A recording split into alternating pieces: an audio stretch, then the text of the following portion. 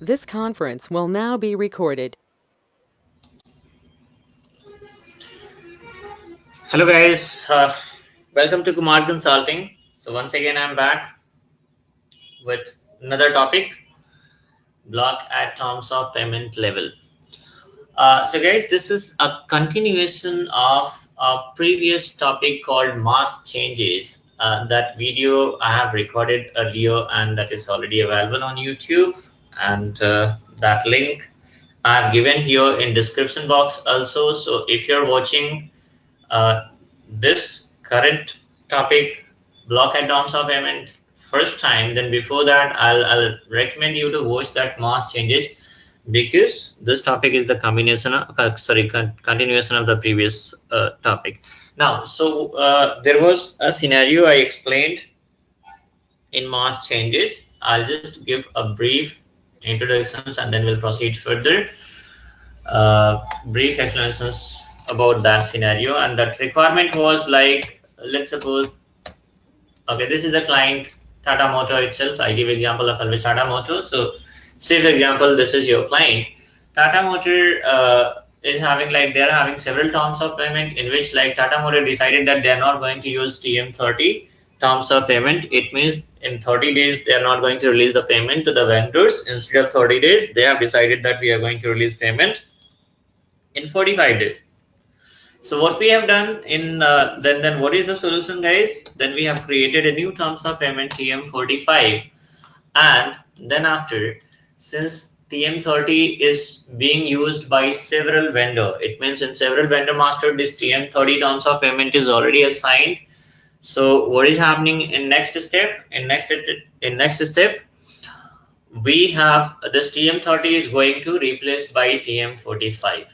Okay, so if you talk about replacement of TM30 by TM45, so this is like a huge number of vendors are using TM30 terms of payment. Might be 4,000 vendors, 5,000 vendors, 6,000 vendors. So if this is for one or two vendor or three vendor, then that can be changed.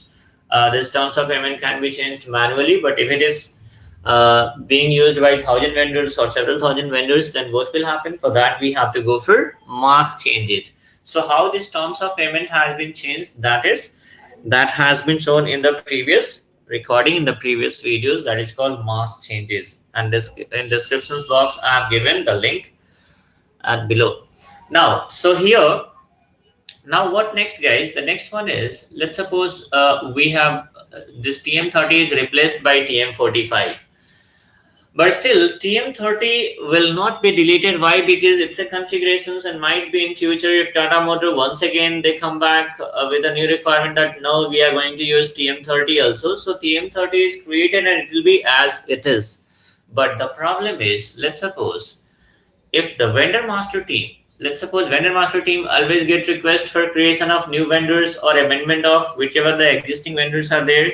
So if they have received any requirement to change the terms of payment, or if they have received any requirement to create a new vendor master, so what will happen? Whenever they are receiving requirement to create a new vendor master, in that case they have to give lots of details in the sense like name will be there, address will be there, payment method will be there, terms of payment, bank account, reconciliation account, lots of informations they are giving.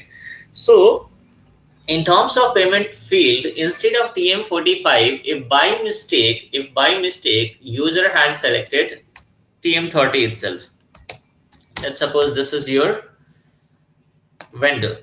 So while setting up this vendor, or if you are going to do any modifications also, instead of TM45, somebody has selected this TM30 terms of payment itself by mistake, then what will happen? Then of course, once you have selected this TM30 terms of payment in vendor master, then in that case, whenever you are going to post any invoices against this particular vendor XYZ Limited, then what will happen? This TM30 terms of payment is going to be copied by default, and it means the invoice will be posted against TM30 terms of payment itself. And once you run automatic payment program, then this invoice is going to be due in 30 days. So vendor is going to receive the payment within 30 days, in 30 days itself. So For if you talk in terms of vendor, then vendor is having benefit. Why? Because vendor got early payment. But what about Tata Motor? They are into loss because they have released early payment, in the sense the payment which was supposed to be made in 45 days, that got released in 30 days itself. So now, how to avoid such kind of mistakes, or how to control in on such kind of activities and all? So I'll just do one thing. Let me log in here, and then practically I'm going to show you guys how it is going to happen. So let me log in first.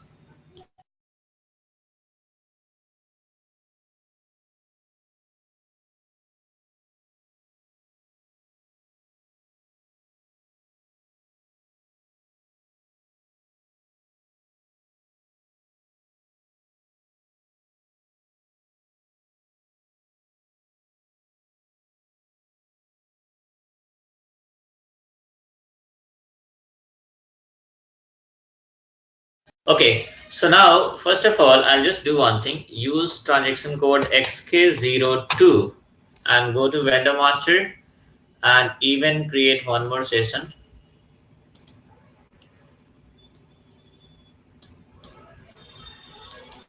Okay, so now we have created one more session, and FBL1N transaction code is also required here. So first of all, I'll show you guys here. Let's suppose this is the vendor. I'm going to give a company code here and payment transaction. Press enter. So this is the terms of payment. TM45 is being used right now because it got changed. How it got changed? That is, that process I have shown in March changes video. Now here, give your terms of payment, give your company code, and just execute. And let's see how many open items we are having right now. So we are having few open items here. 10,000 TM45. Okay, so we'll do one thing. Now we'll do one thing.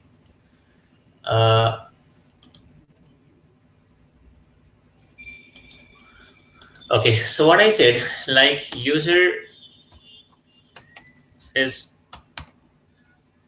whoever the master data executive is there, they have selected TM30 itself by mistake instead of TM45 during creation or modification, in the sense changes of master data. In that, we have selected TM30 by mistake.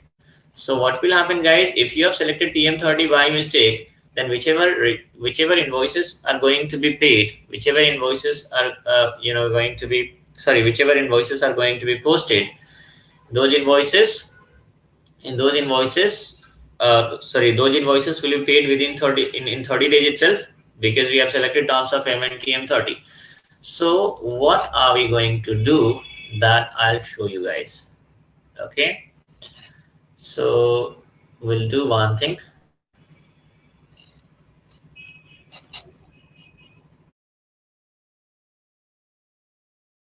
This conference will now be recorded. So now create a new session and use transaction code OBB8, and we are going to make some changes in terms of payment TM30.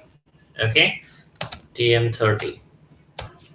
So we are going to make what changes? First of all, double click on this TM30, and here we'll change the descriptions do not use. So if this is the descriptions, then what will happen? The whoever master data executive is there, if they are going to select this TM30, then descriptions are also appearing of this terms of payment. So they'll come to know do not use means it means this terms of payment is not going to be used. Still, if somebody has ignored these descriptions, then what will happen, guys? Then we are going to apply a block also. Here, use payment block A and just save it. So we have applied a block also. Now what will happen, guys? This block we have applied here. Okay. Now let's suppose here in vendor master, somebody has given terms of payment TM30, in the sense by mistake they have selected TM30. Now we'll do one thing.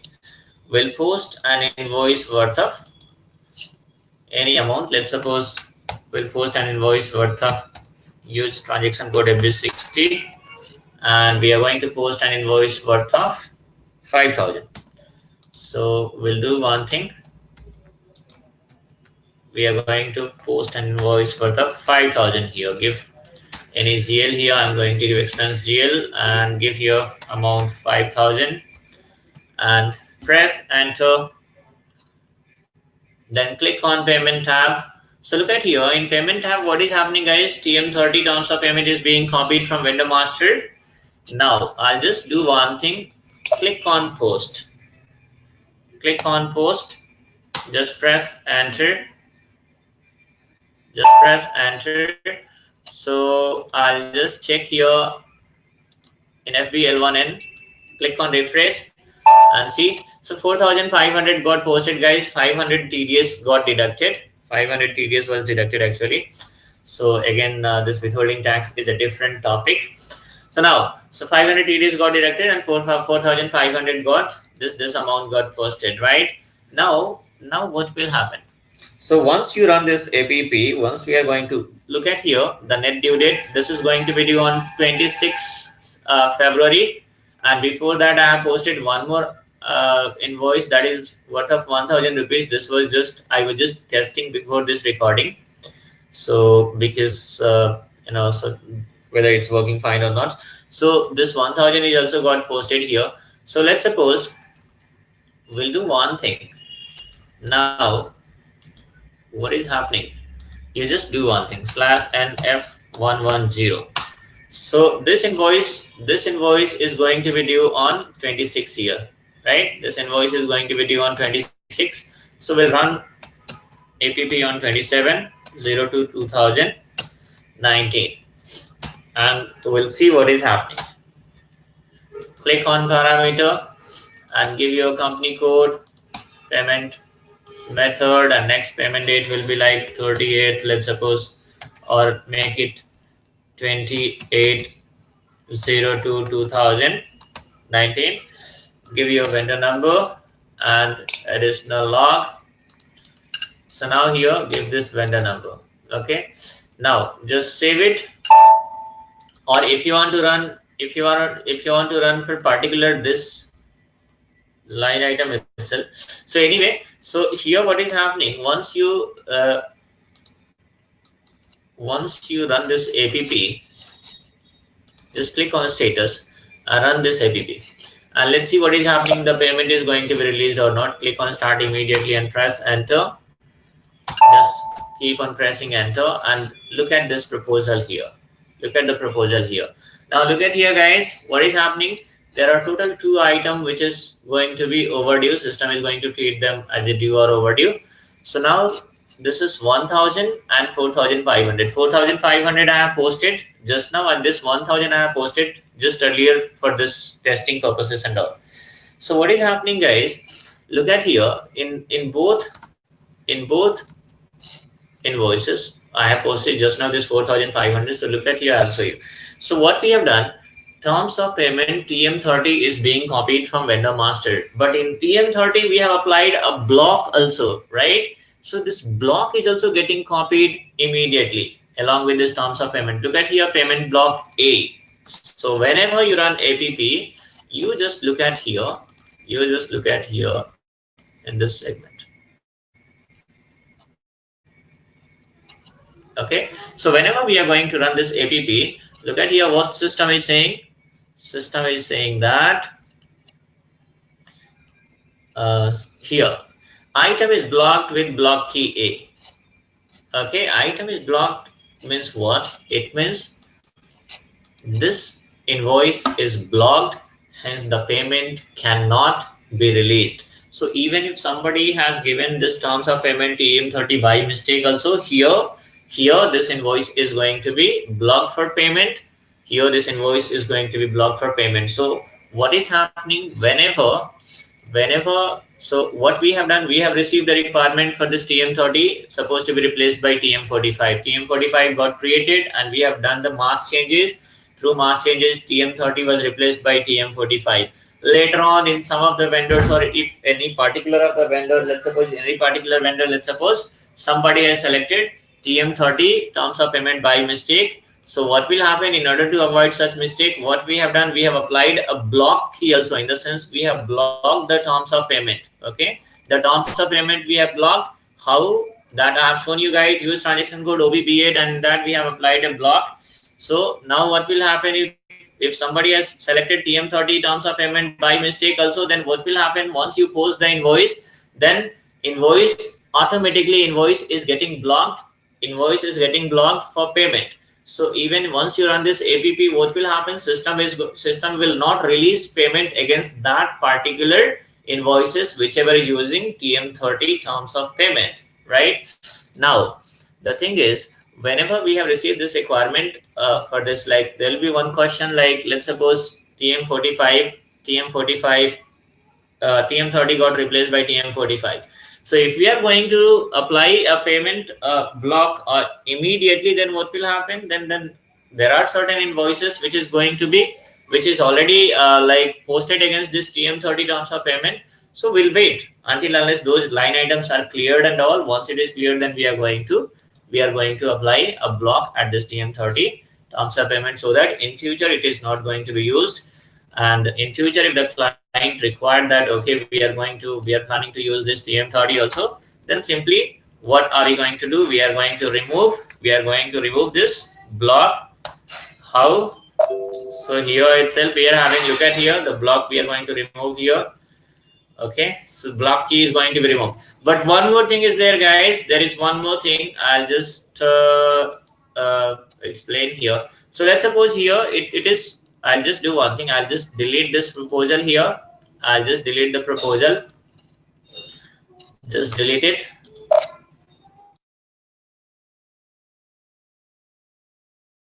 This conference will now be recorded. So I have deleted the proposal, and so this restrictions will be there in APP itself, in automatic payment program itself. Now, if you want to make payment manually, then what will happen? Why not to test it right now? Okay, I given a wrong transaction code F-53, and now we'll look at the impact. Okay, you can give 27 or 26 also, no problem. So now here, let's suppose we are going to give 5,500 or 4,500 itself. Let's suppose 4,500. We are going to release only one invoice. Payment against one invoice. Click on process of an item. So now look at here. So all invoices are selected here. That is why it is showing 15,500. So I'm going to double click on this remaining two line items. So those two got deselected. Now we are having 4,500, right? So amount we have entered, how much? 4,500, and system has assigned also 4,500 itself. If you click on simulate, then it means system is allowing us to post this invoices. It means whichever block is there, that is ignored. That is ignored in the sense like just post it, right? It got posted. It means this the same, whatever this payment block is there, it is working for automatic payment program itself. In manual payment, this system is not considering that block, right? We'll do one thing, just click on back button, come here, and if you click on list and refresh, let's see, 4,500 is gone. It means even though this item was blocked for payment, but still in manual, if you are going to make manual payment, then system is not considering that payment block. This payment block is being considered in APP itself. Now the first questions will come in your mind is why it's happening like this. If block is there, then it must work for automatic payment program, and it should be there for manual payment also, right? So why it is not working for manual payment? So guys, of course, even the client also if let's suppose we are going to apply such kind of block and all, then client also will say that it should not work. Of course, it is not going to be paid through APP, and even it is not supposed to be posted. Payment supposed not to be released by manual payment also. In manual payment also, we should have the same kind of restrictions. It means once the invoice is blocked for payment, then the payment should not be made or posted through APP, neither it is going to be posted through manual posting also. But for that we have to do small configurations. Okay, what configurations we have to do will be shown in the next video, in upcoming video. So that's all guys, that's all in this session. And if you're watching if you're on my channel first time, then please subscribe this channel to get notifications of all upcoming videos and update. And please do not forget to provide your honest feedback in the comment box. So thanks for watching guys. See you soon in a next video with a new topic. Till then, just keep watching my video, keep enhancing your knowledge and keep growing. Wish you all the best. Bye bye. Have a good day.